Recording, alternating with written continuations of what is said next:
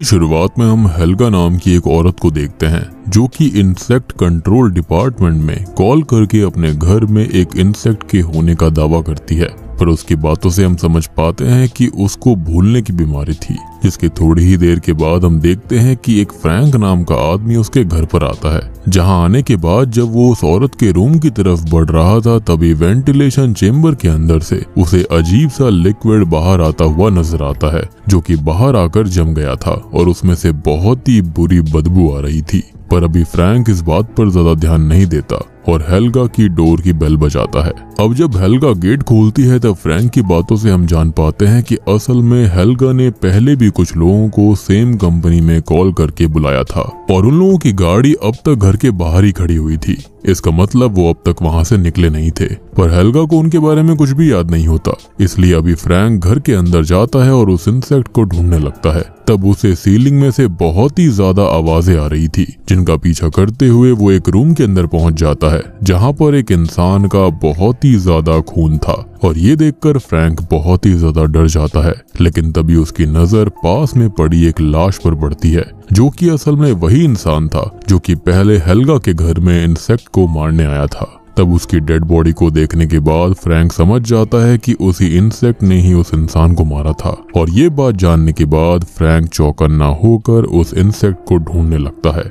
ऐसा कितना बड़ा इंसेक्ट हो सकता था जो कि इंसानों को इस तरह से मार रहा था। अब तभी अचानक से उसके सामने एक स्पाइडर आ जाती है जो कि साइज में बहुत ही ज्यादा बड़ी होती है और अब वो फ्रैंक के ऊपर हमला करते हुए तुरंत ही उसको अपने साथ खींचती हुई वेंटिलेशन चेम्बर के अंदर लेकर चली जाती है। और ये सब हेल्गा ने देख लिया था जिसको देखकर वो बहुत ज्यादा डर गई थी। पर फिलहाल वो अपनी मेंटल स्टेट के चलते टीवी देखने लगती है और थोड़ी देर के बाद जब उसे कुछ याद आता है तो फिर से वो कंपनी में कॉल करके इंसेक्ट को पकड़वाने के लिए बोलने लगती है। जिसके साथ ही सीन अब यहाँ से 4 दिन पहले जाता है जहां पर हम आसमान में एक मीटियोर को देखते हैं जो कि नीचे गिरते हुए गंटर जो कि हेल्गा की बहन थी उसके रूम में आ जाता है जिसमें से एक एलियन स्पाइडर निकलती है जो कि उस वक्त इतनी बड़ी नहीं थी। अब आगे वहां पर ही हम गंटर की पोती शार्लेट को भी देख पाते हैं जो कि असल में बगल वाले अपार्टमेंट में ही रहा करती थी। साथ ही साथ कभी कभी वो वेंटिलेशन पाइप्स के जरिए हेल्गा और गंटर के रूम में भी आ जाया करती ताकि वो वहां पर मौजूद एक्शन फिगर्स को ले सके और आज भी वो ऐसा ही कर रही थी। तो वो वहां पर कुछ टॉयज देखने के बाद मीटियोर को देखने लगती है और जब उसे वो स्पाइडर दिखाई देता है तो वो उसको अपने साथ मैच बॉक्स में भरकर अपने पास रख लेती है। अब तभी अचानक से वहां पर गंटर आने वाली थी जिसकी आवाज को सुनकर वो बहुत ही ज्यादा डर जाती है और वहां से तुरंत ही वेंटिलेशन पाइप्स के जरिए अपने रूम में वापस जाने लगती है। तब पहले वो हेल्गा को देखती है जो कि अपने काम में लगी हुई थी। फिर जब वो आगे बढ़ती है तो वो एरिक को भी देखती है जो कि असल में एक बायोलॉजिस्ट होता है और वो अपने काम में लगा रहता था। और जब वो फाइनली अपने अपार्टमेंट के पास पहुंचती है तब तक वहां गंटर पहुंच गई थी जो कि असल में उस पूरी बिल्डिंग की मालकिन होती है और वो अपने बेटे और शार्लेट के स्टेप डैड ईथन को डांटने लगती है क्योंकि उसको पता चल गया था कि शार्लेट असल में वेंटिलेशन पाइप्स के जरिए उसके रूम की तरफ गई थी। लेकिन अब बात को संभालते हुए ईथन जैसे तैसे करके गंटर को वापस भेज देता है और शार्लेट फाइनली अपने रूम में वापस आ जाती है जहां पर आकर सबसे पहले वो स्पाइडर को एक जार में बंद कर देती है और उसको ध्यान से देखने लगती है। अब होता यह है कि तभी वहां पर ईथन भी आ जाता है जो कि शार्लेट से पूछने आया था कि आखिर वो गंटर के रूम में गई क्यों थी। साथ ही साथ वहां पर हम ईथन की बातों से ये भी जान पाते हैं कि उसके घर में परिवार जैसा कुछ है ही नहीं। उसकी माँ बिल्डिंग की मालकिन है, उसके बावजूद भी वो ईथन से अपार्टमेंट का किराया लिया करती थी। साथ ही साथ ईथन जो कि असल में एक कॉमिक राइटर था उसका काम भी सही से नहीं चल रहा होता। तब आगे से वो शार्लेट से गंटर के रूम की तरफ जाने से मना करता है और वहां से चला जाता है। तब बाहर हम शार्लेट की माँ हैदर को देख पाते हैं जिसका ईथन से शादी करने के बाद एक और बच्चा हो गया था जो कि अभी काफी छोटा है। तब हैदर शार्लेट से उसके भाई का ध्यान रखने के लिए बोलती है और हेल्गा के पास जाने लगती है जिसका ख्याल रखने के लिए गंटर हैदर को पैसे दिया करती थी। और हम सब जानते हैं कि हेल्गा को भूलने की बीमारी थी। खैर अब शार्लेट थोड़ी देर तो अपने भाई के पास रहती है पर बाद में वो वापस से अपने रूम में चली जाती है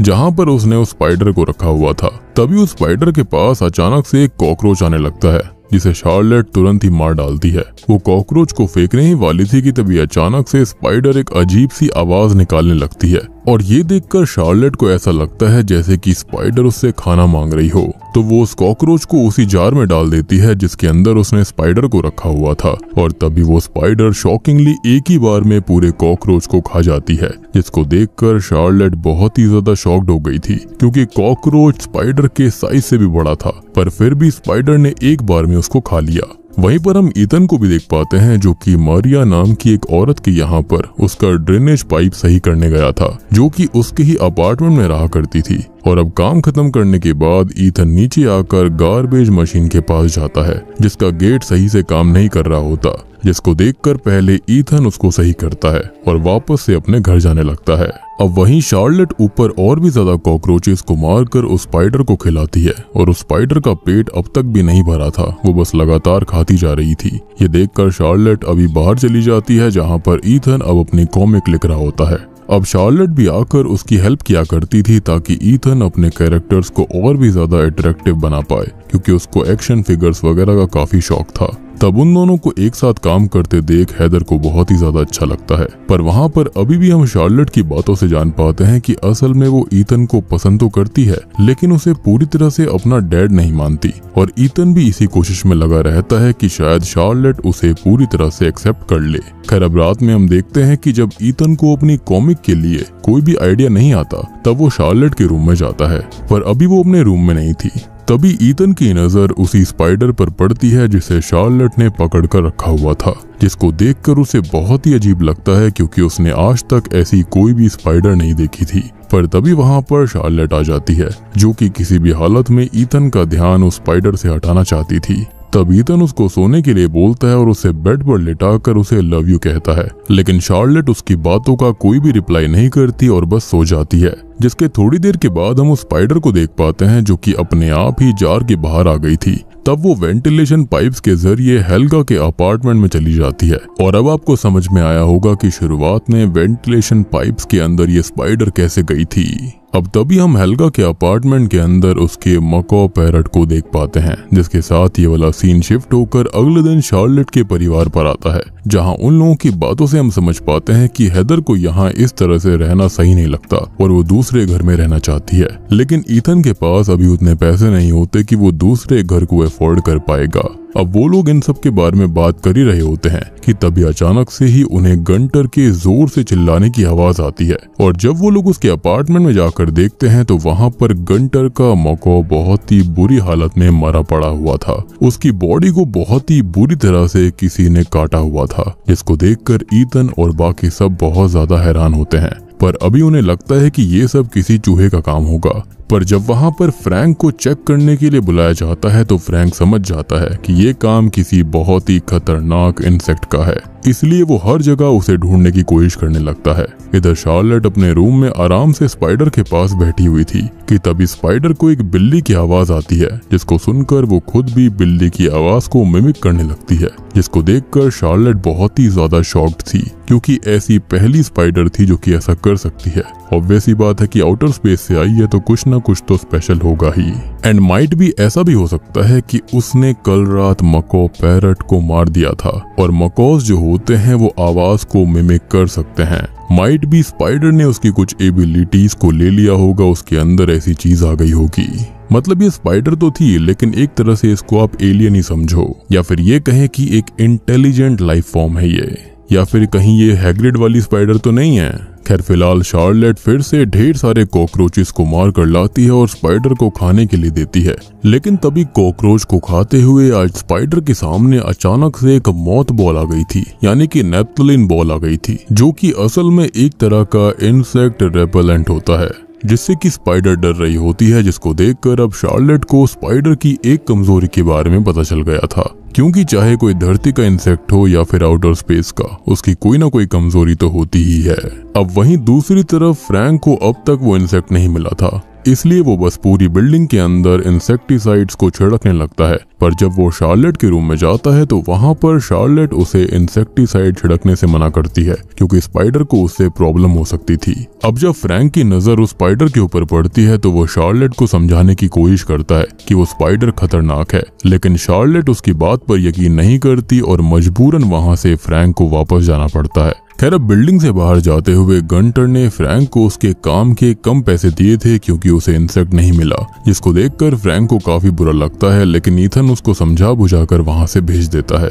अब आज रात हम ये देखते हैं कि स्पाइडर वापस से जार से बाहर आ गई थी। तब वो वेंटिलेशन पाइप्स के जरिए मारिया के घर में चली जाती है, जहाँ पर मारिया एक्सीडेंट में मारे गए अपने सभी परिवार वालों को याद कर रही होती है। साथ ही साथ उसका डॉग भी वहाँ पर मौजूद था। तब वो स्पाइडर मारिया को काट लेती है और बाद में उसके मुंह के रास्ते उसके पेट में घुसकर उसे भी बुरी तरह से जान से मार डालती है। और अगले दिन हम वापस से शार्लेट के परिवार को डाइनिंग टेबल पर देखते हैं, जहां पर जब वो ब्रेकफास्ट कर रहे होते हैं तब शार्लेट अचानक से उनसे एरिक के पास जाने के लिए पूछती है। एरिक वैसे तो अच्छा था, लेकिन उसके बायोलॉजिस्ट होने के कारण लोग उसको मेंटली अनस्टेबल भी मानते थे, पर अभी ईथन उसे वहां जाने की परमिशन देता है। तब शार्लेट अपने स्पाइडर को लेकर एरिक के पास जाती है क्योंकि आज स्पाइडर का साइज पिछले दिन से अचानक से बढ़ गया था, जो कि नॉर्मली होना इम्पॉसिबल है। अब जब एरिक शार्लेट की स्पाइडर को देखता है तो वो उसको देखकर बताता है कि स्पाइडर का साइज अब हर घंटे बढ़ता रहेगा, इसलिए वो उस पर कुछ रिसर्च करना चाहता है। तब शार्लेट भी इस पर मान जाती है और एरिक के पास ही अपने स्पाइडर को छोड़कर निकल जाती है, ताकि बाद में एरिक से उसको स्पाइडर के बारे में पूरी तरह से इंफॉर्मेशन मिल पाएगी। अब उसके जाने के बाद एरिक स्पाइडर की हरकतों से समझ गया था कि स्पाइडर को भूख लगी हुई है, इसलिए वो अपने पास मौजूद बहुत से इंसेक्ट स्पाइडर को खाने के लिए देता है। अब वहीं हम मारिया के डॉग को भी देख पाते हैं, जो कि डर के मारे वेंटिलेशन पाइप्स के जरिए ईथन के घर में आ गया था, जिसको देखकर ईथन तुरंत ही उसको मारिया के घर के बाहर ले जाकर छोड़ देता है। लेकिन मारिया का गेट पहले से ही खुला हुआ था, साथ ही साथ उसका डॉग भी बाहर से बहुत जोर जोर से भौंकने लगता है, इसलिए ईथन खुद ही मारिया के रूम में जाता है, जहां पर जब वो मारिया की लाश को देखता है तो उसके पूरी तरह से होश उड़ जाते हैं और इसलिए वो तुरंत ही पुलिस को बुलाकर इन्वेस्टिगेशन करवाना चालू करता है। लेकिन पुलिस को समझ में नहीं आता कि आखिर मारिया मारी कैसे गई है, लेकिन बाकी सब लोग जो कि इस बिल्डिंग में थे वो बहुत ही ज्यादा शॉक्ड हो जाते हैं, क्योंकि कुछ ही समय पहले ही एक मकौ सेम तरह से मारा गया था और अब एक इंसान की मौत हुई थी। तब एरिक सबके जाने के बाद ईथन को उसके पास बुलाता है और शार्लेट के स्पाइडर के बारे में सब कुछ बता देता है, और तब उससे बात करके कहीं ना कहीं ईथन को क्लियर हो जाता है कि वो स्पाइडर बहुत ही ज्यादा खतरनाक है और हो ना हो वही सभी चीजों को एक एक करके मार रहा था। इसलिए वो शार्लेट को बहुत ही बुरी तरह से जाकर डांटने लगता है, लेकिन शार्लेट ये मानने को तैयार ही नहीं थी कि उसका पेट किसी को नुकसान पहुंचा सकता था, क्योंकि अभी तक उसने शार्लेट को कुछ नहीं किया था, जिसके चलते वो ईथन को ये तक बोल देती है कि वो उसका पिता नहीं है और इसलिए वो उसके साथ ऐसा बर्ताव ना करे, जिसको सुनकर ईथन को बहुत ही ज्यादा गुस्सा आ गया था और तब वो गुस्से में शार्लेट को बता देता है कि उसके असली पिता यहाँ पास में ही रहते हैं, जिसने हेदर को धोखा दिया था ताकि उसे शार्लेट को अपने साथ रखना ना पड़े। और उसके बाद ईथन ने उसके रियल फादर बनने की बहुत कोशिश करी, लेकिन ये बात सुनकर शार्लेट को और ज्यादा गुस्सा आ जाता है और वो अपने रूम में जाकर रोने लगती है। ऑब्वियस ही बात है, बच्चों को ये सारी बातें कहाँ समझ में आती हैं। खैर, वहीं एरिक के रूम में वो स्पाइडर बाहर निकलकर सभी जानवरों को मार डालता है, साथ ही साथ उसका साइज भी अब तक बहुत ही ज्यादा बड़ा हो गया था। अब इधर ये स्पाइडर जो होती है वो कोहराम मचा रही थी और उधर हेल्गा के रूम में हेदर उसका सारा काम करने के बाद वापस से ईथन और शार्लेट के बारे में सोचने लगती है। वहीं ईथन का भी मूड बहुत ही ज्यादा खराब था और तभी वहां गंटर आकर उसके ऊपर बहुत ही ज्यादा चिल्लाने लगती है, क्योंकि उसकी लापरवाही के चलते ही मारिया की मौत हो गई। तब ईथन भी वहां से गुस्से में अपने रूम में चला जाता है और गंटर अपने रूम में जाकर अपनी बिल्ली को ढूंढने लगती है, मगर तब उसको अपनी बिल्ली की आवाज वेंटिलेशन पाइप से आ रही थी, इसलिए वो उसके अंदर घुसकर बिल्ली को निकालने की कोशिश करने लगती है। और अब जानते हैं कि बिल्ली के ऊपर स्पाइडर की नजर पड़ चुकी थी, मगर अचानक से हम देखते हैं कि वो स्पाइडर वहां पर आ जाती है और गंटर के ऊपर हमला करके उसे बहुत ही बुरी तरह से घायल करती हुई अपने साथ वेंटिलेशन पाइप्स में लेकर चली जाती है। इधर ईथन भी बहुत ही ज्यादा गुस्से में था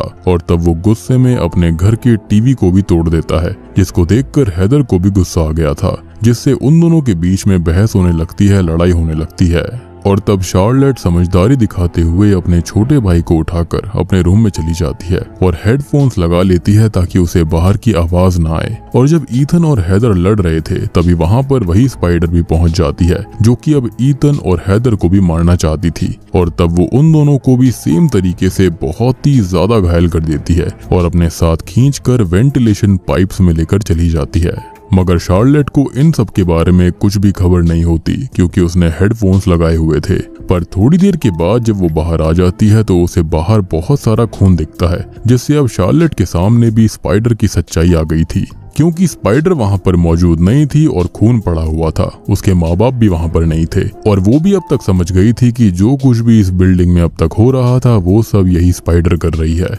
इसलिए वो तुरंत ही अपने रूम में वापस जाती है और कुछ सोचने लगती है, और तब स्पाइडर उसके सामने आकर ही उसके भाई को भी अपने साथ लेकर चली जाती है, जिसको देखकर शार्लेट बहुत डर गई थी। पर उसे अचानक से याद आता है कि स्पाइडर नेप्थलीन बॉल से डरती है, इसलिए वो तुरंत ही नेप्थलीन बॉल्स का पाउडर बनाकर उसे पानी में मिला देती है और अपने वाटर गन में भर लेती है। अब वो एरिक के रूम में जाती है ताकि वो भी स्पाइडर को हराने में उसकी हेल्प कर पाए, लेकिन तब तक एरिक को भी स्पाइडर ने मार डाला था, जिसको देखकर शार्लेट जल्दी से हेल्गा के रूम में जाती है जहां पर हेल्गा एकदम से सही थी। उसको असल में भूलने की बीमारी थी, और आप अगर ये सोच रहे हो कि उसको स्पाइडर ने क्यों नहीं मारा, क्योंकि उसका तो उससे कोई रिश्ता भी नहीं था, ना ही उसने उसे कॉकरोच खाने को दिए थे, तो असल में वो कीड़ों को अपने से दूर रखने के लिए हमेशा अपनी जेब के अंदर मॉथ बॉल यानी कि नेप्थलीन बॉल्स को रखा करती थी। इसलिए अब तक स्पाइडर ने उसको कुछ भी नहीं करा था, वो उसके लिए डेंजरस थी। जिसको देखकर शार्लेट उसे इंसेक्ट मारने वाली कंपनी का नंबर देती है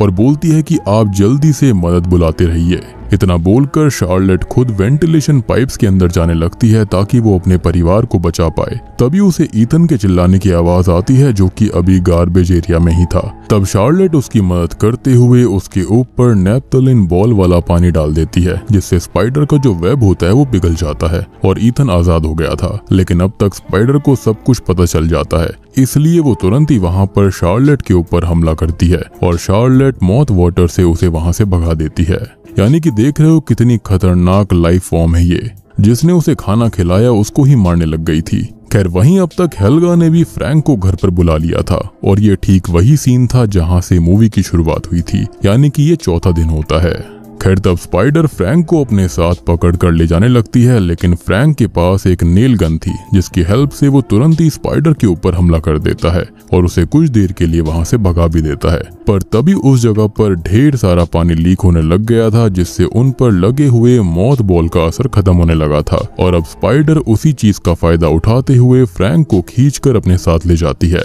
पर अब शार्लेट और ईथन किसी तरह से अपने परिवार को बचाना चाहते थे, और इसलिए वो उसी जगह पर जाते हैं जहां पर स्पाइडर ने ईथन को रखा हुआ था। तब वहां आसपास ढूंढने पर अब गैराज कंटेनर के अंदर ईथन को हैदर और उसका बेटा भी मिल जाता है, जिसको देखकर वो तुरंत ही उन दोनों को फ्री करवाता है और चारों परिवार वाले एक दूसरे को गले लगा लेते हैं, यानी कि सब ने एक दूसरे को एक्सेप्ट कर लिया था। लेकिन तब तक स्पाइडर वहां पर भी आने लगी थी। तब ईथन तुरंत ही गार्बेज कंटेनर के गेट को बंद करने की कोशिश करने लगता है, पर उसका बटन दबाने से कुछ भी नहीं हो रहा था क्योंकि गेट से रिमोट की वायर नहीं जुड़ी हुई थी, जिसको देखकर ईथन जल्दी से एक हाथ से उस वायर को जोड़ता है, पर इसी बीच गीले होने की वजह से उसको करंट लग गया था, जिससे वो बेहोश हो जाता है। लेकिन अब क्योंकि गेट सही हो गया था, इसलिए शार्लेट तुरंत ही रिमोट को दबाती है, जिससे जब गेट बंद होता है तब स्पाइडर भी गेट के नीचे आ जाती है और 2 टुकड़े होने की वजह से उसकी मौत हो जाती है। तब हैदर भी ईथन को उठाने की कोशिश करती है और वो उठ भी जाता है। तब सभी चैन की सांस लेते हैं और शार्लेट भी पहली बार ईथन को फादर बोलकर बुलाती है, क्योंकि ईथन ने अपनी जान पर खेलकर शार्लेट की जान बचाई और उसके बाकी परिवार को भी बचाया। तब ईथन यहाँ पर शार्लेट को हग कर लेता है और रोने लगता है कि फाइनली उसे एक्सेप्टेंस मिल गई, जिसके बाद वो लोग उस कंटेनर से बाहर निकल जाते हैं। पर मूवी के पोस्ट क्रेडिट सीन में हम उसी स्पाइडर के ढेर सारे अंडों को देख पाते हैं जो कि अचानक से फूटते हैं और उनमें से वैसी ही स्पाइडर बाहर आती है, और तब जाकर हम समझ पाते हैं कि असल में ये स्पाइडर क्यों सबको पकड़ पकड़ कर रख रही थी। वो बस अपने बच्चों के लिए सबको पकड़ कर फूड स्टोरेज बनाने का काम कर रही थी, और इसलिए उसने अपने पेट भरने के बाद किसी को नहीं मारा था, क्योंकि यहाँ पर वो जन्म देने के लिए शक्ति जुटा रही थी। और आपको एक बात और समझ में आ गई होगी कि स्पाइडर कहीं ना कहीं समझ गई थी कि सबको उसके बारे में पता चल चुका है और खुद के सर्वाइवल के लिए, खुद की नस्ल के सर्वाइवल के लिए उसे अब अंडे देने ही पड़ेंगे, जिसके चलते उसने ऐसा कर दिया। और ये बात किसी को पता भी नहीं थी कि उसने अंडे दिए हैं। और मेरे ख्याल से यहाँ पर जो कोहराम था वो रुका नहीं था, बल्कि और भी खतरनाक तरीके से आने वाला था, जिसके बारे में ईथन और उसके परिवार को कोई भी आइडिया नहीं है। और बात रही फ्रैंक की, तो उसको भी वेंटिलेशन पाइप्स में ले जाकर स्पाइडर ने खत्म कर दिया था। और